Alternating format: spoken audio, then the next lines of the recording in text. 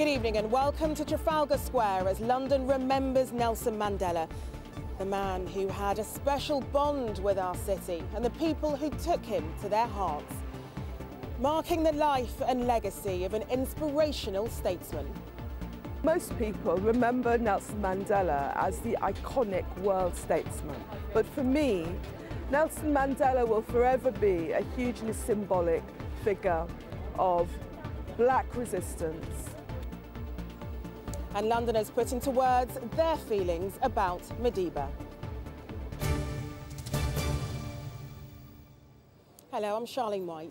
We're at Trafalgar Square, which has tonight become a focal point as London remembers Nelson Mandela.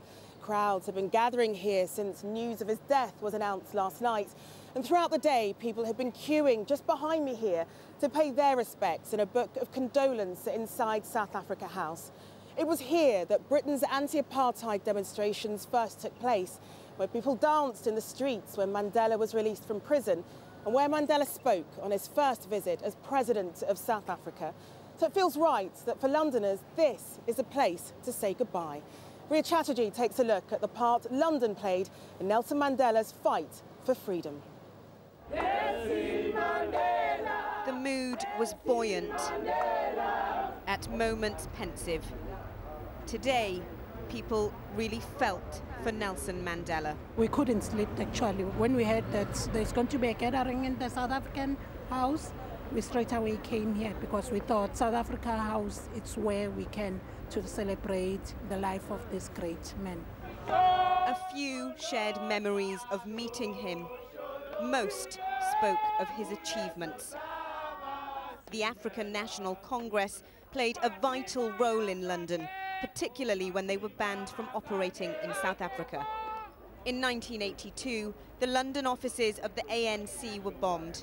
Many saw it as a warning to the British government for allowing members to operate in the UK. Mandela was in prison, a symbolic element of the party's fight for freedom. If you walk down the street here, you will see the statue of Nelson Mandela that was put by the British people to mobilize each and every person to rally behind the release of Nelson Mandela. That have led us to 1994, the freedom for all. In 1996, during a state visit to the UK, Nelson Mandela chose to visit Brixton. During a time when the borough was dealing with issues of equality and diversity, his presence here was a significant moment. Thousands gathered at the Brixton Recreation Centre. A community that had dealt with race riots in the 80s saw his visit as historic.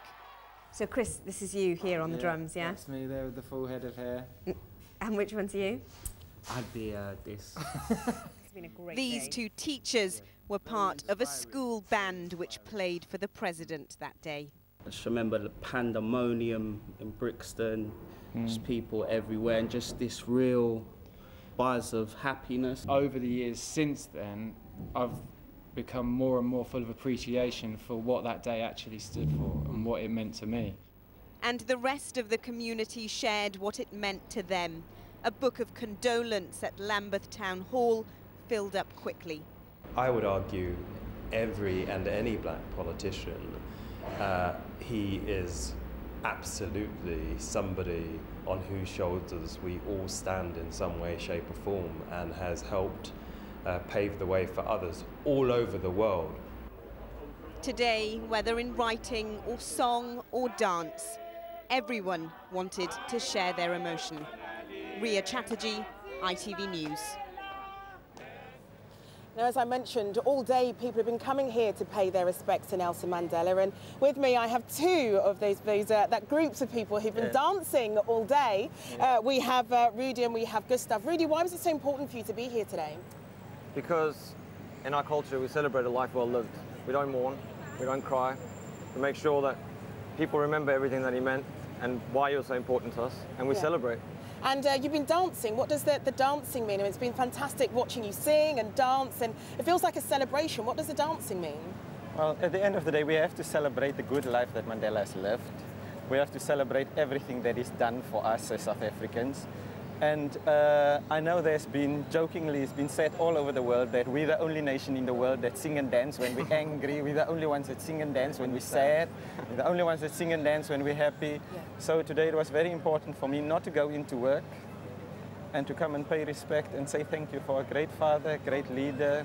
Yeah, because I mean, you've been here since 9 o'clock this morning. How late are you intending on staying here and celebrating? Not too late, because I've got a little beautiful 3-year-old girl at home waiting for me, so I'm going to go spend some time with her. But to be honest with you, I just wanted to pay my respects. I just wanted to be here. I want to spend a bit of time and say goodbye to Tata in a way that means something to me, and this is my only way. African culture dictates you go to the house, and this is our house. And this is the house. And this is where we came. That's beautiful. And this is where we'll always be. Well, thank you both for speaking to us this evening. You're welcome. Thank you very much. Thank you.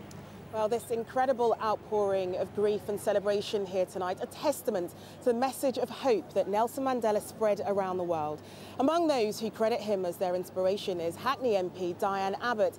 She remembers those protests against apartheid which took place right here in Trafalgar Square, and how his fight for equality introduced her to politics and led to her becoming the first black woman elected to the House of Commons. I grew up in Britain in the 1960s, thousands of miles away from South Africa. But Nelson Mandela was one of my earliest heroes. And by the time I was at university, the anti-apartheid struggle had become very important to me. Today, young people believe that boycotts and marches and picketing don't achieve anything.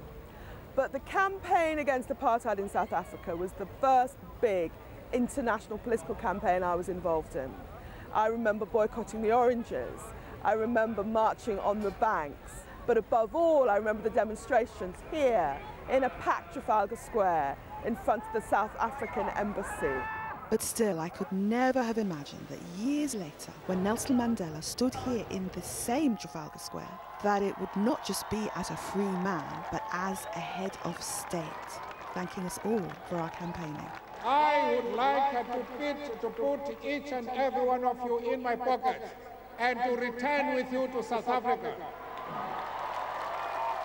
Nelson Mandela was responsible for me going into politics, and in 1987, I was the first black woman to be elected here.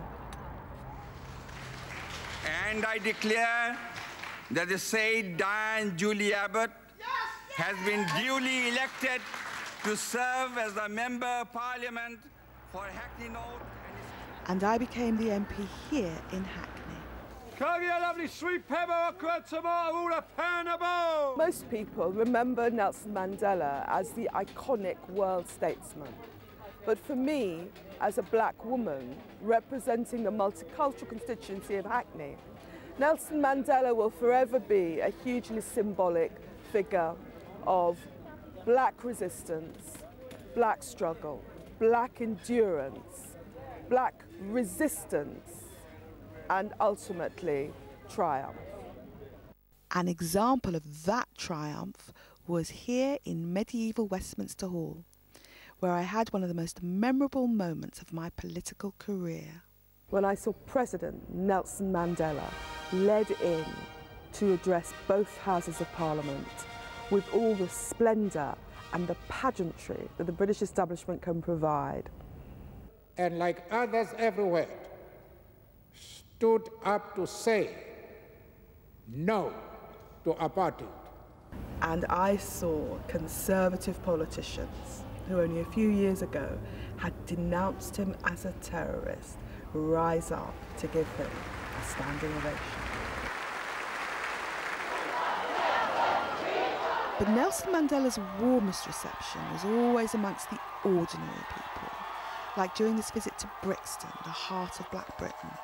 His story may not have been a British one, but his life and example inspired so many people around the world and in this country. His impact on me continues.